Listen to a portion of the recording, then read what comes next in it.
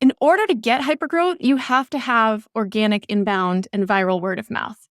You can't pay enough to grow at those rates and have a viable company. The biggest thing is an amazing product that people love to use, right? I mean, ChatGPT is the most hypergrowth product that we've seen in history potentially because people are so excited to use it and it's working in interesting ways. And then I think the third thing is really riding the lightning, I would call it. Hypergrowth companies go through the stages of growth that would take other companies 5 years or 10 years, right? They're going from 10 to 50. They're going from 50 to 100. They're going from 100 to 200. They're jumping.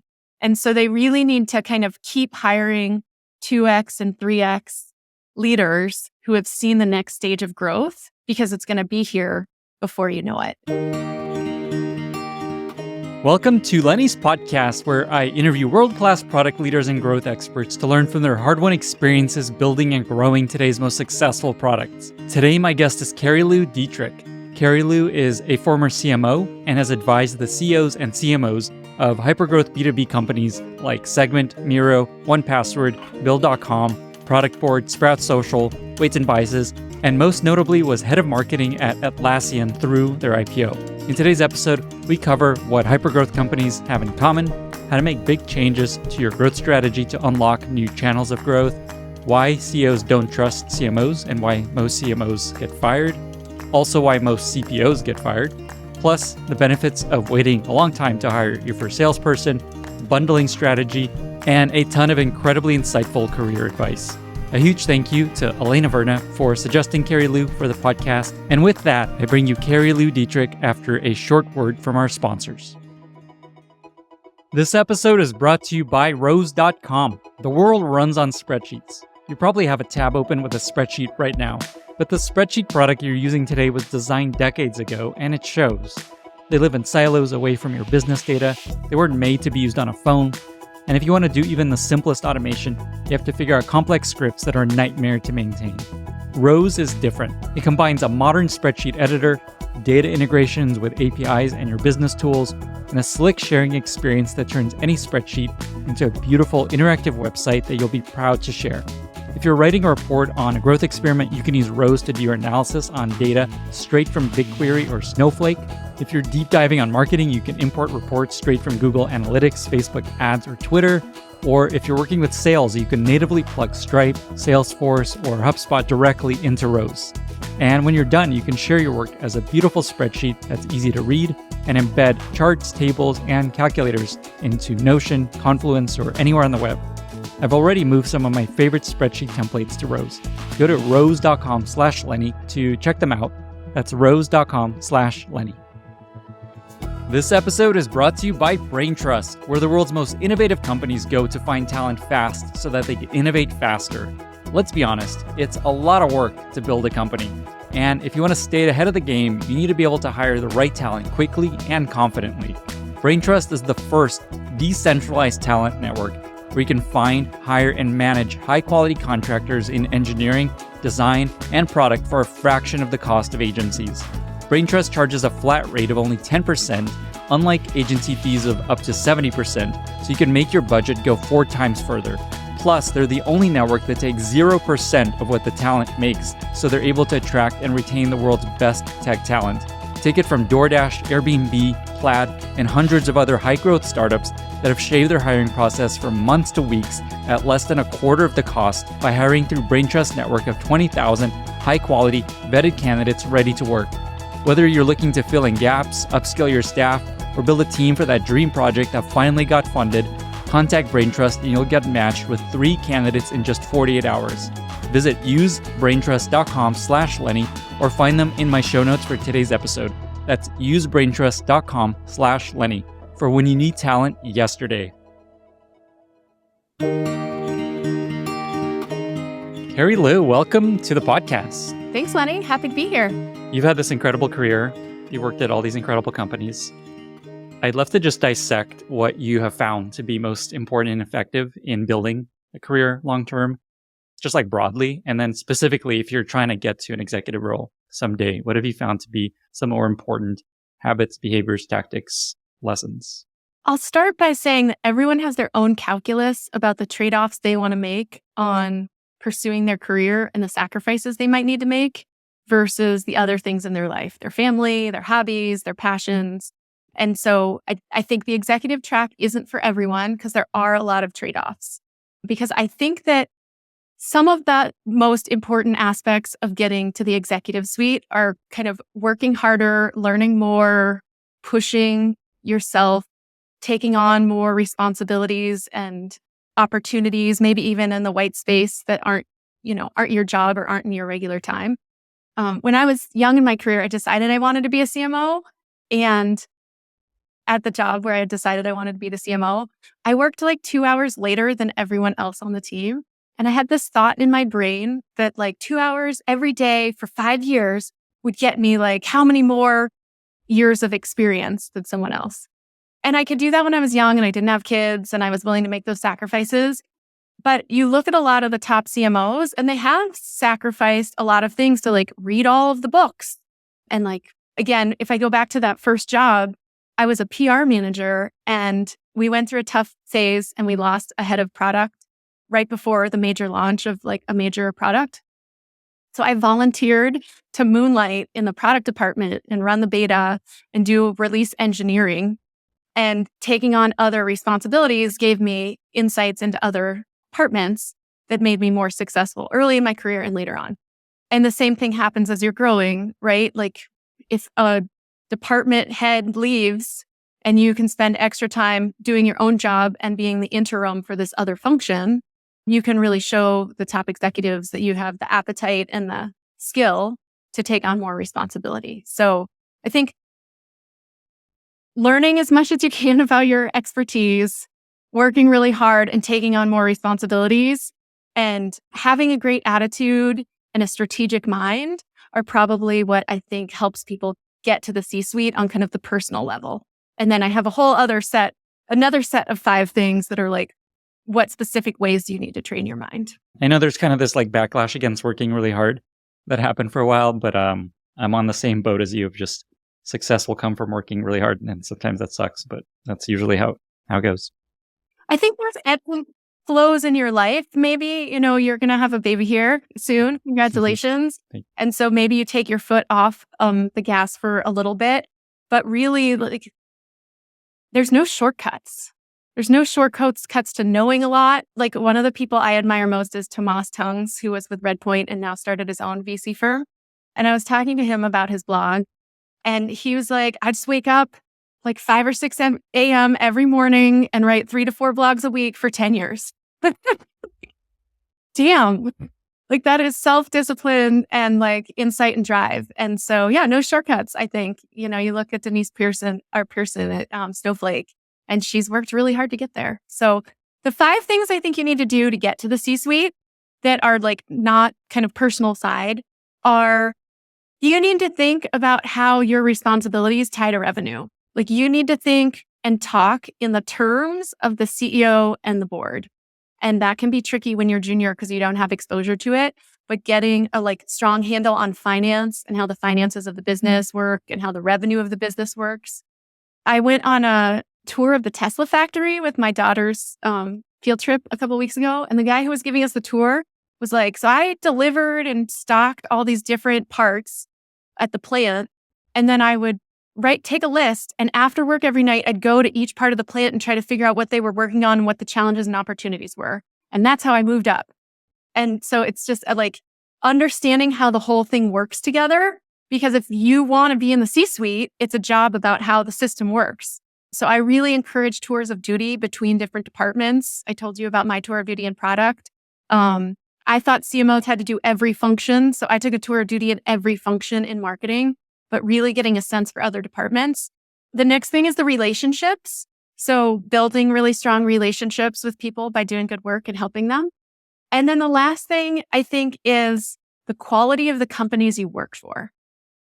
So your career and your ability to transcend, which is really moving faster than other people to get bigger jobs, is fairly dependent on the momentum of your company. So I was a leader at Oracle for 5 years, and my team grew from like 5 to 7 over 5 years.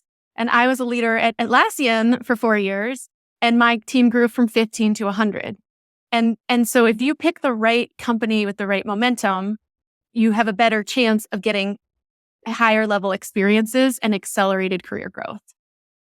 And then I guess one little footnote, if you pick great companies, great people work for those companies and go out and work at other companies and also give you opportunities. So I ended up at Atlassian kind of in a stroke of good luck because I had worked for Jay Simons, the CRO at the president at 2 companies before. And so the quality of the first company, Plumtree, really helped propel my whole career. There's so many things I want to double click on there. The last piece, it's the advice I always give people when they're early in their career, is to go find a company that's going to do super well. Like that one experience is going to transform your entire career. Having the logo on your resume, the people you meet, the experience you get just financially. But that begs the question, how do you find that? How do you pick a company? I think in your advising today, you join later where it's a little more obvious. Okay, they're doing great. Do you have any advice or lessons about how to identify earlier where to go work and how to be lucky in that pick? Isn't that the billion-dollar question? So I worked for investing too. Yeah, I worked at Atlassian, which was phenomenal. Then I worked for Classy, which was a company that helped nonprofits raise money. I've used that product. Thank you. And we were acquired by GoFundMe, and it was fine, but it was no Atlassian. And then I've spent the next 5 years trying to figure out, how do you pick your next Atlassian? So my advice would be for people earlier in their careers, it's easy to pick the winners if you go work for a big company that's a winner.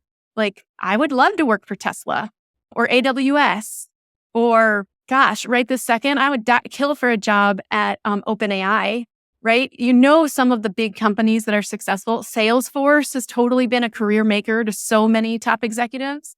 So early in your career, working for big name, high momentum companies, I think you can't wimp out. Like, you've got to want it and go for it. And maybe you apply year after year and you meet people and you try for it early in your company. Later in your career, I think, what you just said, picking later stage versus earlier stage gives you a better view of their momentum. I actually have a Post-it note, grab it here, about what I look for, 10 parts of what would evaluate to see. You just have that Post-it note around? That's amazing. I do. It's one of 5 Post-it notes on my board. Okay, I want to hear what the rest are too. Because but keep going. I have to look at it for advisory, right? Like I only take 8 to 10 clients. I'm always full. And so it has to be like a phenomenal company. So how do I know if it's a phenomenal company? Here's my list. Rule of 40, right? Which is your profitability and your costs together. The quality of the investors. Like, are they really top tier investors, or are they kind of like mid tier or some you've never heard of? Investors do a lot of due diligence, but you also want to look at their most recent rounds because they could have phenomenal early stage and have slowed down. I think the later the size, the more reliable because they've just made it farther. Their net promoter score or their customer satisfaction. Do people really rapidly love this product, or is it meh? Their net dollar retention, which is how fast is their revenue growing? And I should have it on my Post-it note, but Snowflake was the benchmark. I think they were growing at 142%. I think at one point it was 180 is what I remember. Was it 100? Yeah, that sounds right. 180, 165. I had to most, net dollar retention, if you have a customer and they just renew at the same dollar rate, it would be 100. So 180 is almost doubling just their customers. So they didn't even need new customers to almost double their business. A phenomenal net dollar retention means it's a really strong, healthy business. I look at their growth rate last year, their burn rate. Are they going to run out of money? And then ideally, are they number one in their market? Do they have a Forrester or a Gartner Magic Quadrant? People tell you if they're number one. And then the last thing is I look at their Glassdoor. Is it just a bad place to work and are people unhappy? Because they don't actually survive as long as companies where people are happier. I love this list. You should turn it into a blog post. There's another idea for you. Can you share what the other Post-its are around you, even broadly? I can. One says more Yoda, less Wonder Woman, which basically is ask better questions. The and second one was... Ask them backwards too. Yeah, right? Ask them backwards. Which is funny because the other Yoda thing I have up is, here, wait. Do or do not. There is no try. Backwards. I have another one that says hell yes or no. Like when opportunities come to you and you're like, oh, should I do this or should I not do this? You know, you only have so much time in your life. And so if it's not like something that really like excites you and gives you energy, it's tough to be at the best at it. And so hell yes or no. And then the last one is worrying is wasted energy. Because I think, you know, we live in this economic pressure cooker and there's a lot of fear and uncertainty, but we just need to take that fear and uncertainty and like thank it for giving us urgency and then make the list of like, what can we control now and what should we do next? That's actually a perfect segue to my next question. And by the way, that was amazing. I'm glad that I asked about your Post-its. That's the whole life philosophy right there in Post-its. Yeah, I should do a Be Real. That's what it looks like on this side. These are all the Post-its. Okay, so the question is around, we're kind of, I don't know if we're technically in a recession, but maybe we're on the verge of recession. The market's not great. And a lot of people are being laid off or have been laid off or are worried about being laid off or just graduating college and looking for jobs. And I'm curious if you have advice for people trying to find a job in this market or just generally trying to accelerate their career. What is your advice for just how to deal with this environment while also trying to advance your career? I'd like to take it in two parts. One is if you're unemployed and one is you're in a job. So if you're unemployed, it's tough. It's a tough time. There's a lot of supply. And so I think you just really need endurance and grit and the sticker worrying is wasted energy because you will get another job. It's just going to be a little bit more of a bumpy ride than some other years. And the best executives I know have had down periods in their careers where they were out of work for a while, or they were fired by a CEO who this or that. And what they have in common is endurance. They're just like back in the ring. And so I think it's important to not lose endurance. It's also important not to settle on a crappy job or a crappy company. Each job you have prepares you for the next job, and each logo you have prepares you for the next job. So, you know, I spent a lot of my career trying to also chase waves. You know, my first job was in college, I was in nonprofit, and then I wrote a book on the giving programs of the top 50 tech companies. And I realized that tech companies had a bunch of money in 1999 and were giving it away to charities. And I wanted to go into tech because that's where the like growth and money was. And I thought I could give it back to the world and good, but I could be inside the bubble. And then within tech, I moved my way to B2B. And within B2B, I moved my way to SaaS. And within SaaS, I've moved my way into like dev tools and collaboration and now AI. Like there's this book called The Millionaire Next Door, which talks about how the very best antique store makes like 1 or 2% profit. And the very worst oil and gas company makes 35% profit. And we know that like some of the worst software companies make 65% profit. So like picking your industry will propel your career, and picking the right company will propel your career, and then doing a good job will propel your career. So I think that's like, there's no magic bullet to getting a job, but working your network, sticking with it, and continuing to grow your skills are the three most important things. Big part of this conclusion is don't feel like your career needs to slow down in this period. And I think if you're in a job, like some of my greatest career growth came in the economic downturns in the 2000s, in the 2008, because other people take their foot off the gas and you can put your foot down. If you're willing to like learn more, pitch yourself into new roles or new responsibilities that no one's covering at your company, like when they don't hire tons of people for everything, there's lots of open projects where you can raise your hand and grow. You just can't be as focused on title and salary right now. You're kind of like building up value that you'll be able to monetize on the other end of this recession or downturn. Let's segue to chatting about growth. And I thought it'd be fun to start with your story of running some very expensive ad campaigns. I know the founders are always kind of flirting with this idea of buying a bunch of billboards, running TV ads, maybe subway ads and bus ads. And you've done a lot of that and you've spent a lot of money doing that, and it's particularly non-digital sort of advertising. And so I'm curious what you've learned from your experience and approach to this sort of marketing and spend. Yes, I've spent hundreds of millions of dollars on it, actually. I ran global awareness advertising for Oracle and did all of the airports and the front page of the Wall Street Journal and the back page of The Economist and take over in the middle of Salesforce in downtown San Francisco. And, we did the Iron Man movie sponsorships and the sports teams and arena sponsorships. This all sounds very expensive. Super expensive. And then in Atlassian, to a lesser degree, we spent several $1,000,000 on different awareness campaigns to get chat noticed or to associate Jira with the Atlassian brand. And, advertising is sexy and super expensive for the benefits, right? It's a multi-year benefit of awareness. People have to see things many times and it has to really resonate with them.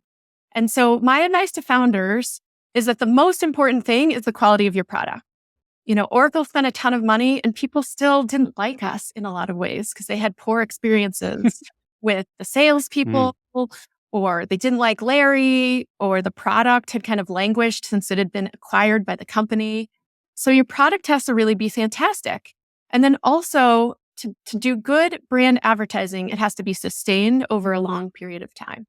So Oracle had the front page of the Wall Street Journal, back page of The Economist, this boring advertising template with the red bar, but it made it memorable. We would do market tests and 2 or 3 or 10 times more people would recognize the Oracle brand without the logo because of the consistency versus SAP or IBM. So you really need to be thoughtful about spending consistently over a longer period of time, and a smaller amount on a fewer number of things can be really effective. So Snowflake, for instance, has always gotten credit for doing a billboard on 101, and people think they do lots of advertising. But for many years, it was only the billboard on 101. It was just sustained and strategic.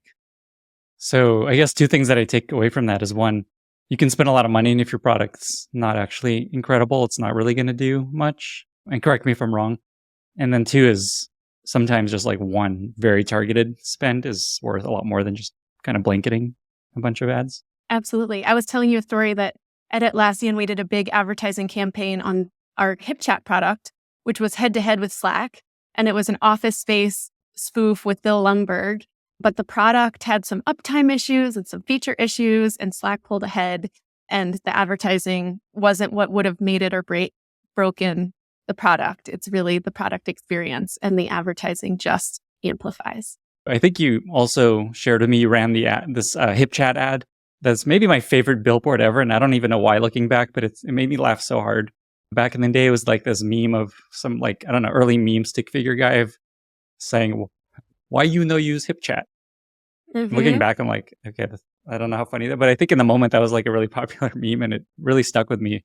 And well, if you think about the best advertising, it's something that has like a little twist of like humor or personality or truth that sticks in your brain. So yes, that was successful advertising, and kudos to my team, because of course I don't write it myself as the head of marketing. But yeah, I mean, and some of my other favorite ads are also others that highlight the customer. So New Relic did an advertising campaign around data nerds when data nerds were not like really popular. They were still nerds. And they had these tattoos that said nerd life. And they featured customers on billboards, like talking about, why with cool data nerds.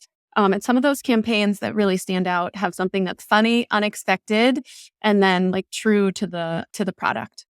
I remember those. One of the ads featured our CTO at Airbnb, Mike Curtis, and everyone was very excited to see his face on the billboards. Yeah, Salesforce has done a great job with those over the years too, really highlighting the customers. So zooming out a little bit, you specialize working with companies that are going through hypergrowth, and you've worked with companies like Miro, Segment, Bill.com, which I don't know if people know is just like a massive, massive business, and also 1Password. And on the topic of 1Password, interestingly, I didn't realize how big and how fast 1Password has been growing. And just last week, I saw this report from Okta where they have all this interesting data about which products people are using. And they put out this report showing which companies, this kind of quadrant of which products are getting the most new customers. And then on a different axis, which companies are getting the most users per new customer. And there's this 6 companies in this kind of upper quadrant: Figma, Miro, Snowflake, Sentry, HubSpot, and 1Password. which blew my mind. And interestingly, you worked with two of them. Mhm. And so all that to say, what have you noticed about what is most in common with companies that are going through hypergrowth? Like, what is most in common in terms of what has contributed to them being that successful? The biggest thing is an amazing product that people love to use, right? I mean, ChatGPT is the most hypergrowth product that we've seen in history potentially because people are so excited to use it and it's working in interesting ways. So, Miro whiteboards were the number one most uploaded asset in Jira forever because people all get together and they write their ideas on a whiteboard and then they need to remember it and iterate on it. And that bringing that concept to life just hit a chord that people wanted to use. And when one person uses it, another person uses it. 1Password similarly, I've been a 1Password user for more than 10 years. We used it at Atlassian Same. as a corporate.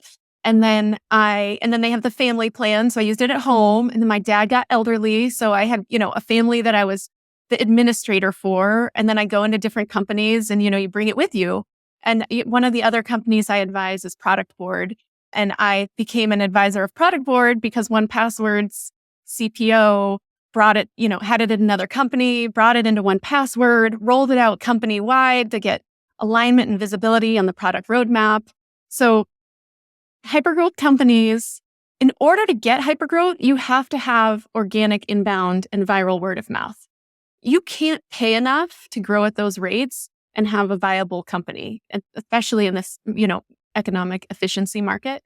So has to be an amazing product, has to have some viral activity. So we just talked about Miro or Atlassian, you could have an individual person use it and then they say hey, I'm going to present at this meeting with Miro, come join me on my board. Or, I've got these Confluence pages we'd set up as a wiki about these engineering topics. And I want your team to kind of collaborate on them. So those natural points where your users are selling to other people is way more efficient than having salespeople that have to sell to other people.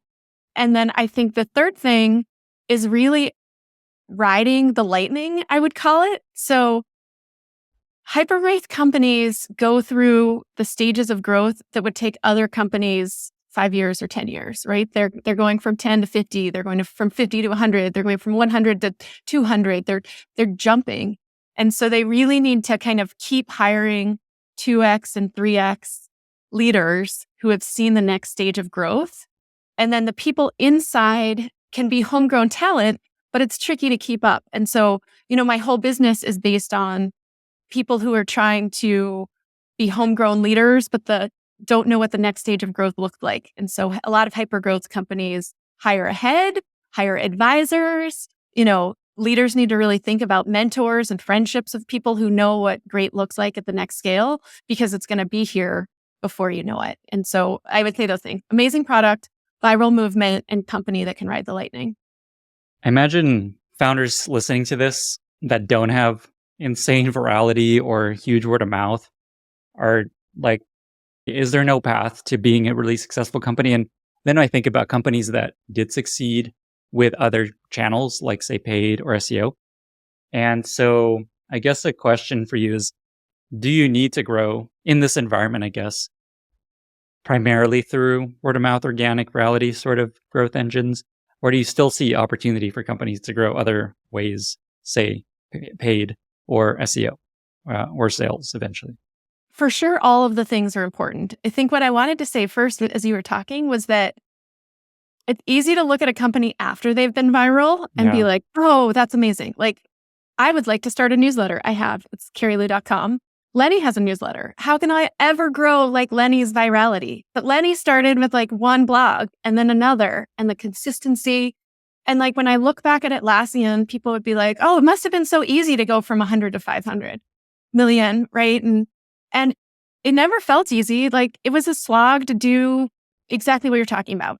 New features, listen to customers, strong SEO. Actually, SEO was the number one marketing motion that we used. And SEM, we spent probably got between 15 and 25% of our leads from paid search marketing at the time.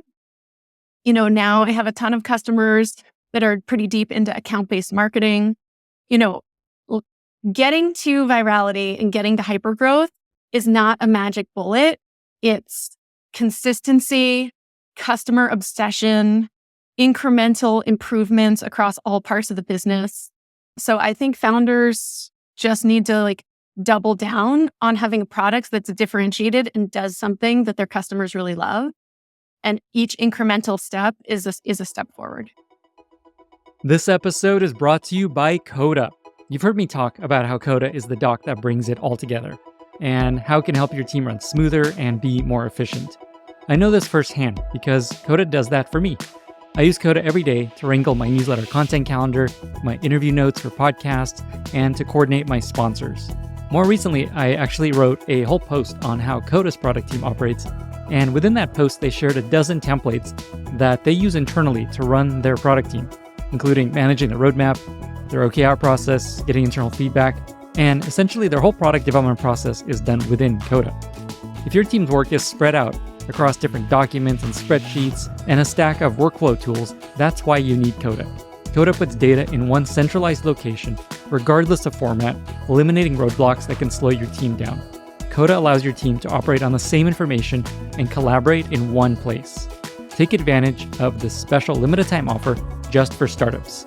Sign up today at coda.io/Lenny and get $1,000 startup credit on your first statement. That's coda.io/Lenny to sign up and get a startup credit of $1,000. coda.io/Lenny.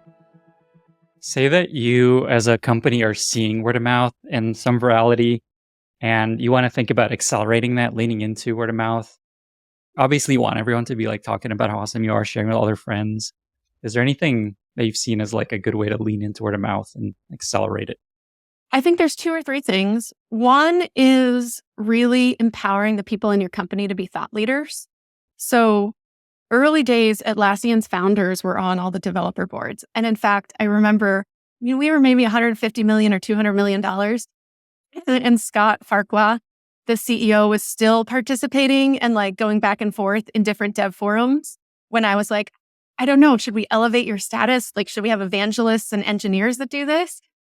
And we did, right? I think, and you look, one of my clients now is Weights and Biases, the ML ops company, helping lots of different AI companies with their ML models. And they have really thoughtful technical people who know more and write more on the blog and engage with their community. And that creates a word of mouth because they're providing both a product and concepts and learning. That's one of the HubSpot secrets, was all of their really thoughtful, helpful content, certifications for marketers.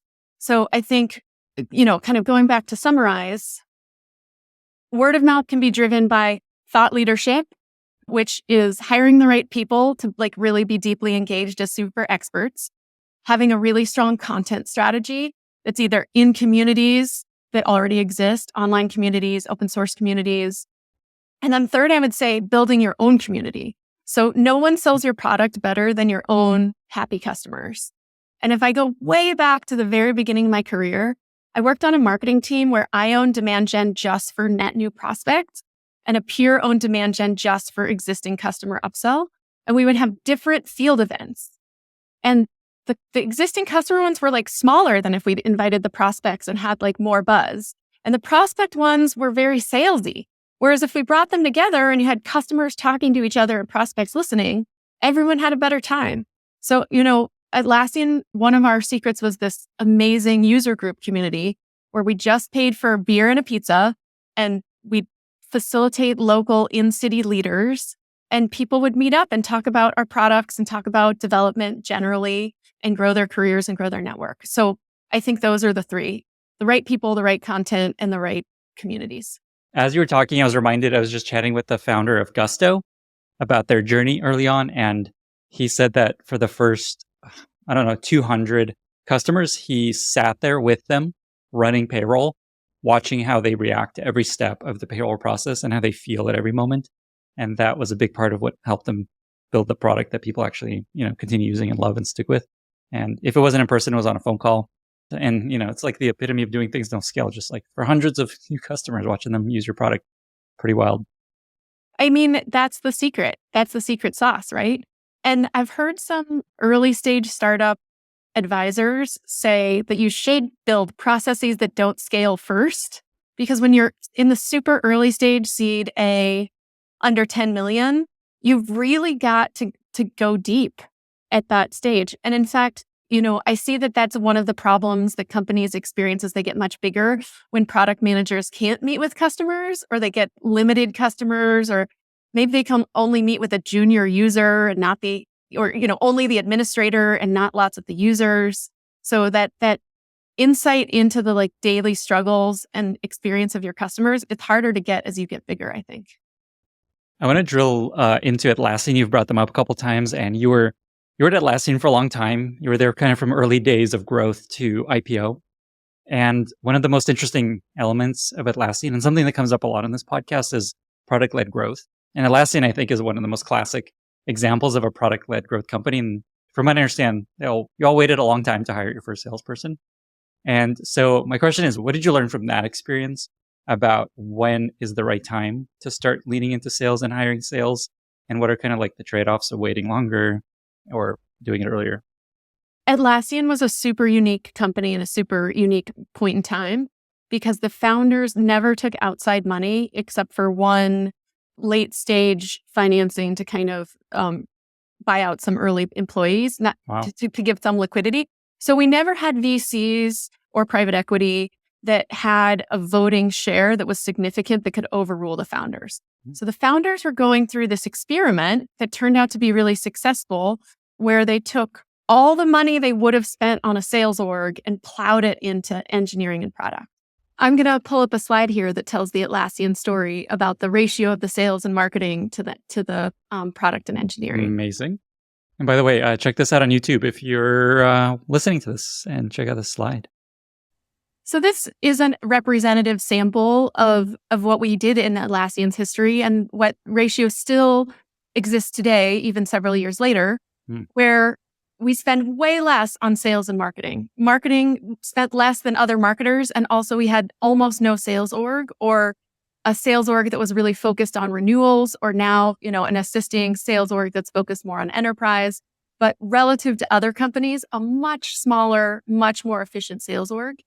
And we took all that money and put it into product. And so here we're spending 2 times, 3 times as many dollars in R&D as many other companies that we benchmark against to make a product that really sold itself. It's interesting. So I'm looking at the slide, and again, if you're listening, you should check this out on YouTube because it's pretty crazy. This slide of just bar chart of spend in sales and marketing and R&D, and Atlassian is the very lowest amount of spend in sales and marketing and the highest spend in product. And it's interesting that it's from 2020. So it's not even in the early days. It's still today, basically. Right. I'm going to close this down and keep telling you a little bit more about it. Sounds because great. There's some unique things that people can take now and incorporate. So the real strategy in sales is the most expensive vehicle, right? Expensive people that spend a lot of time. And so what you want to do is try to, the Atlassian model was to sell only to people who were already customers, really. If several people or a couple groups had purchased, we'd help them with their renewals. And now in kind of the later incarnations of our sales orgs at Atlassian, it helps a lot more with larger enterprise companies who need enterprise deals, or does more cross-sell and upsell, but doesn't really do prospecting. Net new prospecting is a really expensive way to get new customers. And so, we see different trends coming now with companies, because almost no one can do pure product-led growth, because your investors want to see accelerated growth. And most people believe that adding an SDR or adding an AEE will add a predictable amount of revenue. And so it's difficult because product-led growth and sales have to coexist. But the whole transition in marketing that's happening to account-based marketing and intent-based signals is trying to do some of what we were doing at Atlassian, only to engage salespeople with customers that are actually likely to buy. And if you look at other hypergrowth companies, Airtable, Miro, both of those, I know from the inside, have had strategies where the salespeople really only engage after some threshold has been hit of number of users that have already been paying for the product on their credit card. But sometimes at the high number, 20, 40 people at an account have to be engaged before a salesperson engages. Based on that, what is it you recommend to founders these days that maybe are product-led and just like self-service, freemium oriented? Do you kind of take this experience and be like, wait as long as you can to hire your first salesperson? Or is there just kind of, I know it's very specific to the situation, but what kind of advice do you generally give? You and I are both like fans of Elena, who was just on your podcast earlier this month. Product-led growth depends so much on your product and your buying market, right? There's some buying markets that are less likely to use salespeople, and you need to go in from the beginning. HR might be one, right? Whereas a lot of the hyper-growth companies in the dev tool space can use product-led growth because developers both hate salespeople and really love to research themselves. So you see like Vercel, taking off because people engage and kind of self sell.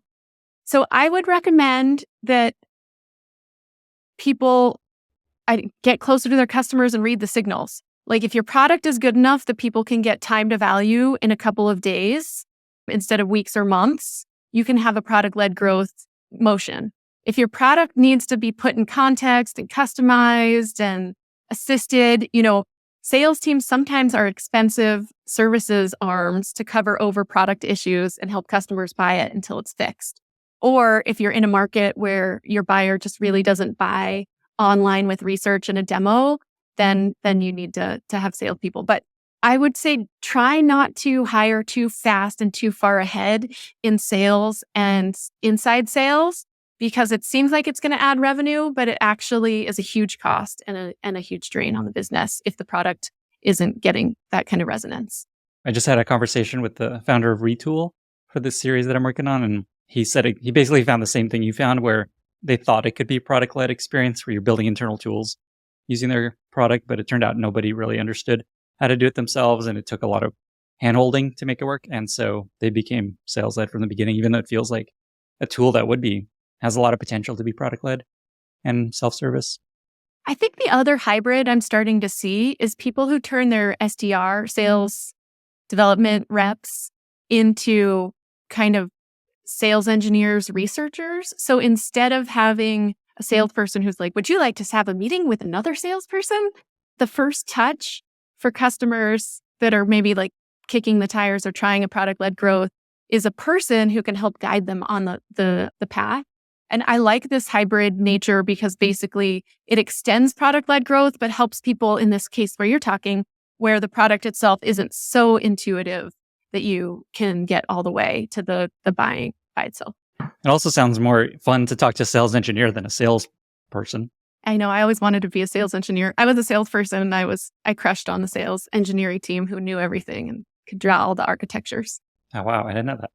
Yeah. A couple more questions around this stuff. So you worked with a lot of different companies and you kind of come in and help them figure out ways to grow faster, unlock growth opportunities.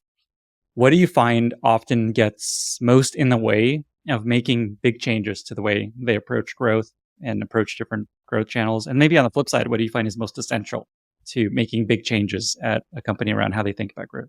I mean, the big growth levers are pretty consistent across companies. You start with one product and you have a couple choices on how the go-to-market works, product-led growth or sales assisted.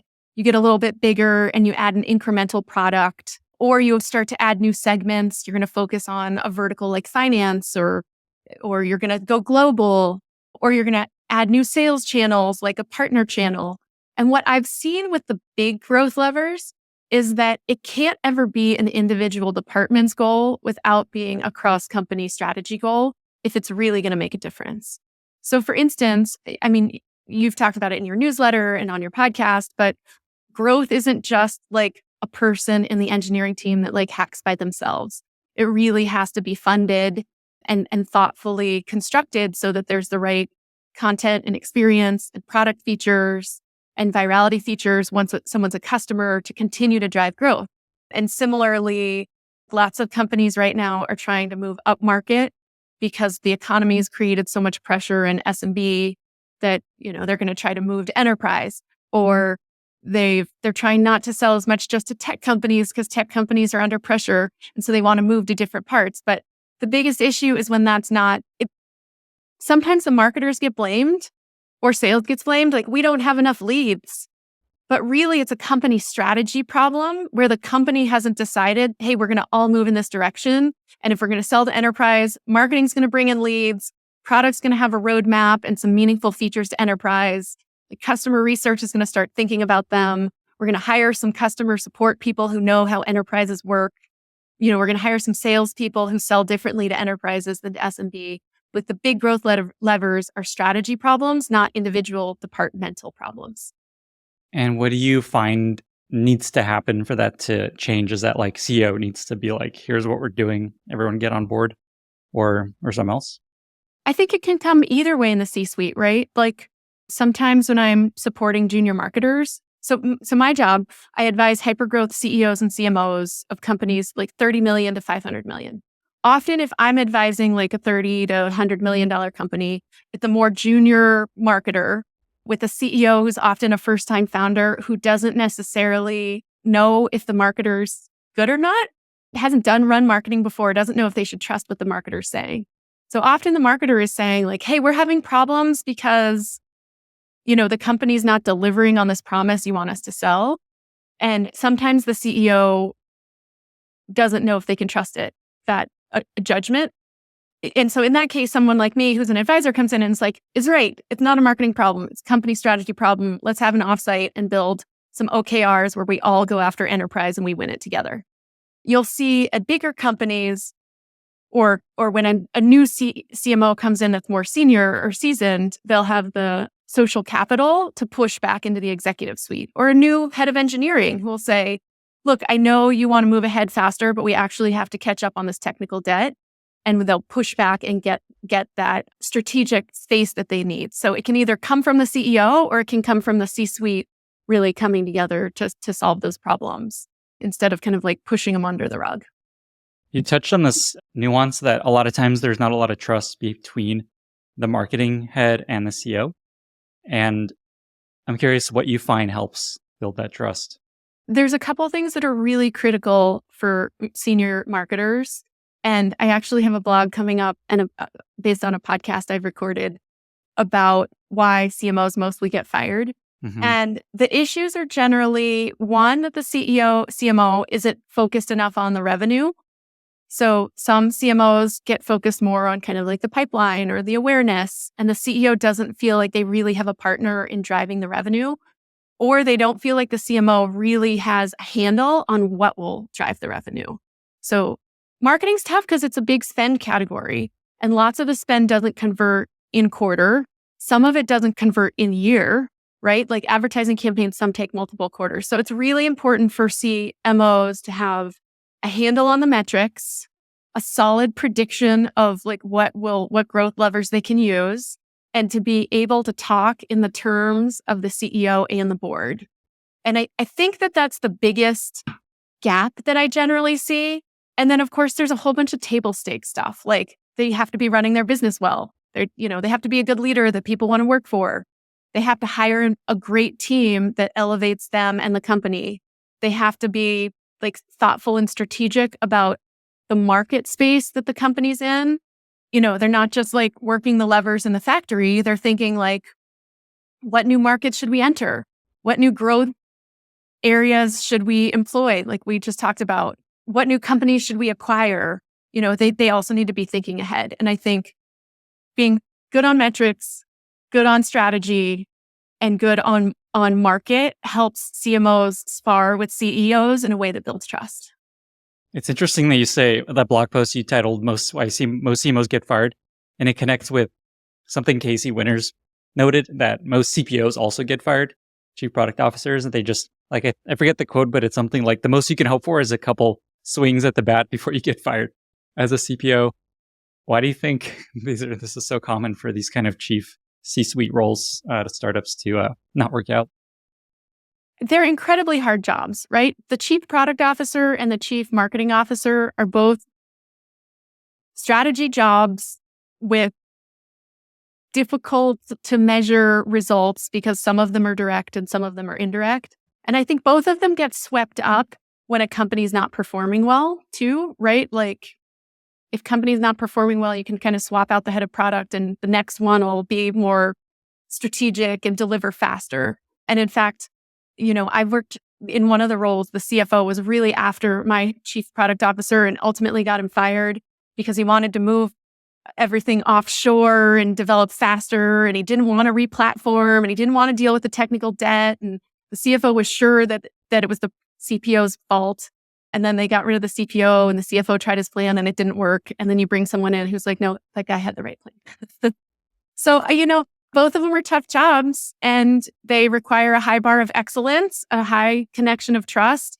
And then I think just endurance to keep going and find the next role where you're really a fit and the company really has momentum. It also reminds me, I was just talking to, I think it was Canva, where their first engineering hire is now their CTO still, and their first marketing hire is their CMO still. So it does work out on occasion. It works out on occasion. And in fact, I've been playing around with a 10-part series about those CMOs and the CMO world, because there's about 10 to 15 CMOs who have started when it's really small and grown all the way. And they're the ones we really want to learn from. And I know a lot of them and really admire their work and have learned so much. You should absolutely do that. That sounds very cool. You talked about how you work with companies from 30 million to 500 million. What is it about that stage that's unique? And what happens like after 500 million and what's the difference before, say, 30 million? I know it's not like an exact number, but how do you think about that range? It's not an exact number.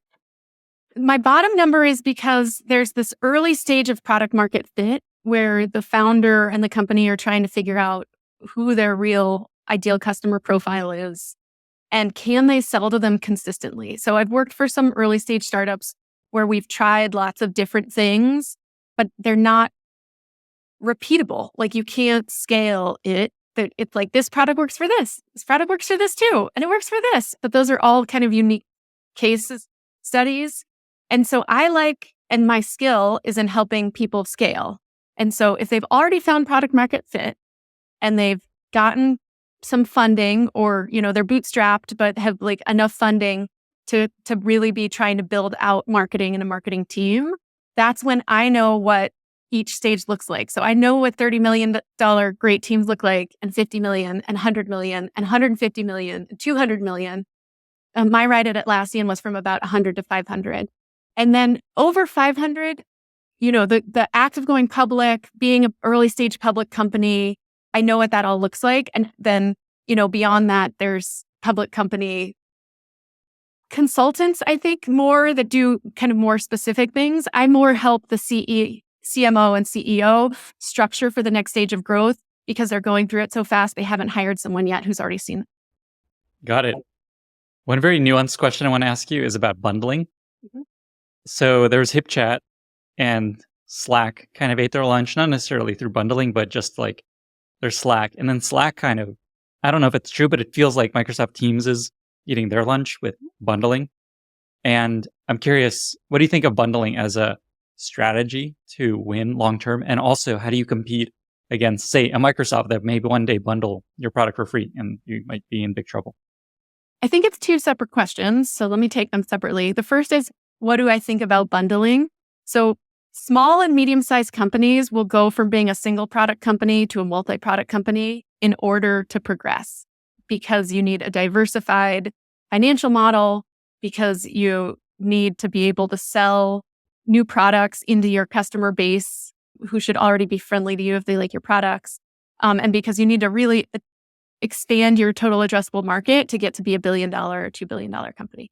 So I believe in bundling as a growth strategy. Specifically for product-led growth companies, bundling is not a great land strategy. So at Atlassian, we had a number of products and experimented with different bundled lands, and it really slowed down the product-led growth motion. So we ended up going back to land with a single product, high velocity, single person uses it quickly, starts to get value, and then come in with other things. So from that perspective, product-led growth, bundling is not very effective. Bundling for a sales-led motion is pretty effective when you're at the right stage of growth. And then as far as the question of competing against Microsoft, there's these two parts of the philosophies, a best of breed and an all-in-one. And Oracle was an all-in-one, and Microsoft is an all-in-one. You can buy all the things, and your CFO can get a discount by spending a whole bunch of money on a bunch of things. But in the all-in-one, some of the pieces aren't as good as the best of breed. And so Slack for a long time was the best of breed. People were willing to pay more because they thought it was markedly better than the other instant messaging options. But, there's shifts between best of breed and all-in-one in economic wins. So right now, CFOs are putting the squeeze. Is Slack really that much better than Microsoft? If the Microsoft one is free with all of our other purchases, it's tough. It's tough to go head to head with a powerful, big investing, all-in-one competitor. The only way to win is to be the best and have a product that's so much better that it's worth the extra money. Interesting. So essentially, in a tough environment, bundling is really, really is most effective almost. And then this other interesting point about NPLG, you want to stay focused on one specific pain point. What is it that Atlassian tried to do? Did they try to pitch like all your product planning products in one suite? Is that kind of what you tried? Miro was the issue tracking. Mm-hmm. And then we also had Confluence, which was the wiki page. So let's say there was a business bundle that could have been HipChat, Confluence, and Jira. Or there were developer combinations that could have been Jira, Bitbucket, and maybe Confluence too for an engineering team.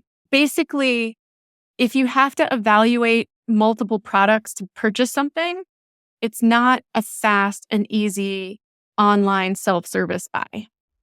Because you're like, oh, do I need all three products? Can I break them apart? Do they all work? Are each of them best of breed? Whereas if you're like, I need issue tracking, I'm going to buy Jira. This looks good. I've tried it out.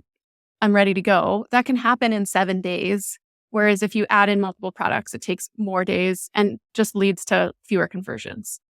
That makes absolute sense. I can see someone thinking the complete opposite and then now realizing, oh, I see why this isn't working. You should always test it. Right? I mean, like the secret to product-led growth is, can you test it? And so, we tested everything. We tried bundles. We didn't try bundles. We tried different things in the bundles. We tried different days. Data-led insights are better than anything any pundits would say on a podcast. Amazing. Well, with that, we've reached our very exciting lightning round. Are you ready?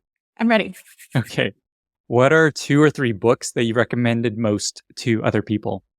The number one book is a life book called The Tao Te Ching, the Stephen Mitchell translation. And the Tao Te Ching is a philosophy about the flow of life. And I love it. I've carried the pocket guide with me for 25 years. The second one is Business Focused, Never Split the Difference, which is a great book about negotiating, written by a former CIA hostage negotiator, which also helped me with negotiations at work and with my children. So that's a great book. I've been trying to read that book on audio, and what's like something you've taken away from it? Because the stories are so interesting, and I'm always like, what should I actually do in my day-to-day life? What like stuck with you? It's kind of the obvious thing that I wasn't good at. It's that you just really want to put yourself so deeply in the shoes of the other person that you can figure out what makes a win for both of you, right? Basically, he says, like, you can't win a negotiation by strong-arming what you want. You really get to a win-win, which is probably every negotiation book ever. But he texturizes it so much. So I just felt like I was really able to, and he actually has, in my last office, we moved last year, I actually had the cliff notes of his book printed out and posted on my wall because he had a series of questions to help you get deeper and deeper into the mindset behind people. And connected but not connected, the book, How to Win Friends and Influence People, that's like the 1932 bestseller, is basically that. Like, people don't want to hear about you. They want you to be thinking about them. And then you can make friends with them, or you can negotiate with them, or you can get your hostage back. I read How to Win Friends and Influence People when I was very young. And specifically that chapter is about there's no better sound in the world than to someone than their name. Carilu. It's true. Thank you. You said it correctly. Okay, moving on. Favorite recent movie or TV show? My favorite movie is Everything Everywhere All at Once. It's basically a sci-fi about all the different ways your life could turn out if you made different choices. And it was really a mind bender that made me think about all the different ways tiny decisions had changed my life. but then also an appreciation for the life that you have, at the end. It doesn't ruin the story, but she has this love of what she has, even though it's not as good or as different as some of the other options. I love it. So I bought this poster. I don't think you can see it on the back, but it says gratitude turns what we have into enough. Oh, very Buddhist. I like it. Read the Tao Te Ching. Not a post-it, but art. Another teaching from Carilu. I think this needs to be a second newsletter of yours. Just life advice. Which is funny. I've been thinking about that one. It would be called the Tao of Hypergrowth. Oh my God, I love that. And actually, I was thinking about doing it and taking actual clips from the Tao Te Ching and doing like textual analysis about how it applies to our life. I've been thinking about this actual podcast for a while because I used to want to do blog, the Tao of Parenthood, because basically parenting, you like try to control and like fix all the things you didn't do right in your life. But actually it's the act of like providing freedom that lets them go out and explore and then come back to your way of being. So I don't know. I like the Tao Te Ching. I love it. I see so many opportunities. You got to stop what you're doing and just write all these things. I know. Okay. But I love the hypergrowth customers, clients. All right. Next question. What is a favorite interview question that you like to ask? So this is a little heavy, but it actually is my favorite. It's how many people have you fired? And tell me about each of the experiences. So the reason I ask this question is because generally I'm managing teams of managers, and generally I need people who have managed many people for a longer period of time, or even if they're junior managers, how long and how many people they've managed is indicated by how many people they fired. Because if you've never fired anyone, then you haven't managed very many people for very long, unfortunately. And firing people is the hardest part of a leader's career. So how they talk about it, like, their compassion and like their need to like drive the business and like the circumstances, like was it layoffs? How did that work? Did you have to performance manage someone out? How did it work? Did you just have to restructure the team because of business goals? How did it work? Gives you a lot of insight into their experience and their humanity in a way that they're not prepared for. So you really get the real story and get a sense for what they would be like as a leader under a lot of pressure and difficult situations. I've never heard that one before, and I love it. Reminds me of a episode with Matt Mashari where we talk about how to lay people off really successfully and elegantly. It's hard. Yeah. Next question. What's a favorite product that you've recently discovered that you love? So I follow my favorite products to the companies that I advise. I love 1Password. I've got my 85-year-old grandfather and all of my family and friends set up on it. I love the cross-platform nature. I love Miro and whiteboards. I joined Productboard because of this cross-company alignment and like views into what's coming up on the roadmap, which is really the most important thing for the company momentum, as we talked about, having like a great product and a great product strategy. And then I'm dabbling in all the AI things. I want to be like excellent in AI visualization and art. I'm experimenting with Midjourney, but still kind of flailing. I've hired my 13-year-old as my strategic advisor. And I'd love to work for OpenAI and ChatGPT. It's really interesting. What's something relatively minor that you've changed in the way a product is built or just a company operates that has led to tremendous impact on their ability to execute? On the product side, one of the concepts that I really like is the Amazon concept around writing the press release at the beginning of a product ideation. So one of the issues between marketing and product is the product will work so hard on something and there'll be lots of different features, but it won't really be a theme that the marketing team can talk about. And then someone hands it to marketing and says, like, make this marketable. And we said, like, well, it's like kind of, one of my mentors had this comment. It's a bag of doorknobs. Like, what do I do with this bag of doorknobs? No one wants to buy a bag of doorknobs. They want, to buy the door and like the concept. So I like this idea of writing a press release, like start with the end in mind and then negotiate, like, is this good enough? Like, will this really resonate? Or is this really what we're trying to build? Or is this really the outcome we're trying to get with the product? So I've heard about Amazon do it. We experimented with it at Classy. I haven't done it at mass scale, but I love the concept. Final question. I know you're a meditator. We've talked a little bit about your Buddhist nature. What's one tip for people that have been trying to meditate and just can't make it happen? what's your one tip for helping people meditate more often? So I'm a cheater because I was groomed to meditate. I don't remember how early, but I remember that the first meditations my mom had me listen to was like a rainbow butterfly as I fell asleep when I was like in kindergarten. So I've been meditating my whole life with mixed success. And the real secret is just that there's no right way, that there's no wrong way, that it's just making the time to be present and breathe and sense and be here now. And so I use guided meditations mostly because I'm not the best at quieting my own mind. So I'm thrifty. So I use some free meditations. I use Tara Brach, who's a great meditator who has short and long kind of concept meditations. And I like this old one called Meditation Oasis, which actually isn't in publishing anymore, but it's still a podcast. And I re-listen to all theirs over and over. So stick with it is the secret to meditation, and just any benefits you get from being present in meditation, hopefully carry over to being present in life. My whole body just relaxed as you were talking through all that. So you have a skill. Carilu, this was amazing. We learned how to grow products, how to live better lives, how to become more mindful. 2 final questions. Where can folks find you online if they want to learn more, reach out, or how can listeners be useful to you? Follow me on LinkedIn, or I have a new blog, carilu.com on Substack. Thanks to Lenny for the inspiration. Mm-hmm.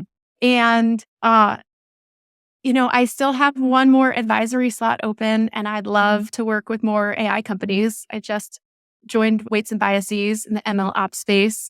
But if you know of other great scale-up AI companies, I'd love to help junior marketing executives or first-time founders see what the next stage of growth looks like and get there. Amazing. And again, if they are interested in that, how do they reach out to you? On LinkedIn or through carilu.com. Amazing. Carilu, thank you again so much for making time and for being here. Thanks for having me, Lenny. Bye, everyone. Bye. Thank you so much for listening. If you found this valuable, you can subscribe to the show on Apple Podcasts, Spotify, or your favorite podcast app. Also, please consider giving us a rating or leaving a review, as that really helps other listeners find the podcast. You can find all past episodes or learn more about the show at lennyspodcast.com. See you in the next episode.